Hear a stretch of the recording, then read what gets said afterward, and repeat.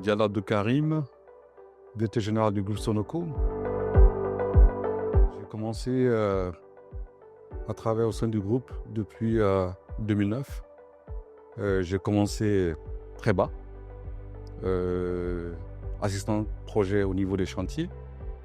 Et ça fait maintenant 4 ans depuis que j'ai repris la direction du groupe.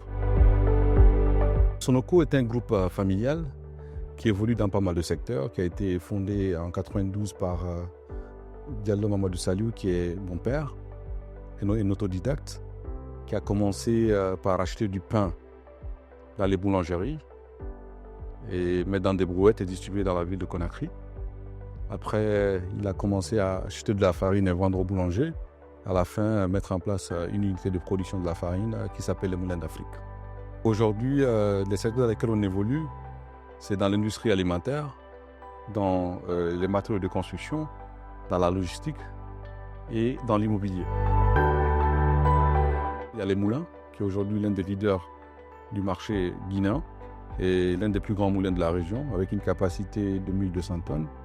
On a une filiale qui s'appelle Agrofood Industrie, qui fait les produits Nestlé. On a l'activité des marques Nestlé en Guinée. Toujours dans l'industrie alimentaire aussi, on a une société qui s'appelle Fermav, qui fait toute la chaîne de valeur pour l'agriculture et l'aviculture. Donc du maïs, du soja, avec le son de blé qu'on ramène dans notre unité de production d'aliments. Et de l'autre côté, au niveau de la volaille, on fait toute la chaîne, c'est-à-dire de la poussinière jusqu'au niveau de l'abattoir. Et la capacité qu'on compte atteindre d'ici les 3 ans, c'est 15 millions de poulets par an. Donc on sera le plus gros en Guinée en termes de production de volailles.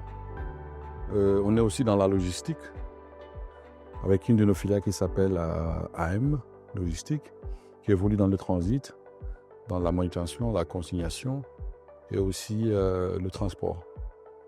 En général, c'est ça. Aujourd'hui, le groupe emploie plus de 1000 personnes directes et plus de 5000 emplois indirects. On était dans l'import et la distribution. On a changé de culture. Au lieu d'importer, c'est de produire localement. Et là, on a énormément investi au niveau du capital humain. Parce que tu peux avoir une vision, mais si tu n'as pas le capital humain qu'il faut pour la mise en œuvre de cette vision et tu n'as pas les capitaux qu'il faut pour la mise en place, tu ne pourras pas. Du fait que d'abord, on a formalisé nos activités, qu'on a mis des process qui sont fiables, on a pu obtenir des financements avec Afreximbank, on a pu obtenir un financement avec AFC, qui nous ont réellement accompagnés au niveau financement et au niveau aussi de la gouvernance. Donc pour moi, le secret, c'est réellement d'investir sur le capital humain, d'être sérieux, produire des produits de qualité. Le programme de Cimando 2040, nous, on est déjà inscrits dedans. Notre objectif, c'est d'ici le 2040, qu'on n'importe aucun produit de première nécessité en Guinée. On ne trouve pas normal qu'un pays comme la Guinée, qui a des terres qui sont fertiles, qu'on continue à importer ce qu'on doit consommer. Pour être souverain économiquement, il faut que tu arrives à être autosuffisant dans tout ce que tu consommes. Si tu n'es pas autonome, tu ne peux pas te développer. Tu dépendras toujours des autres.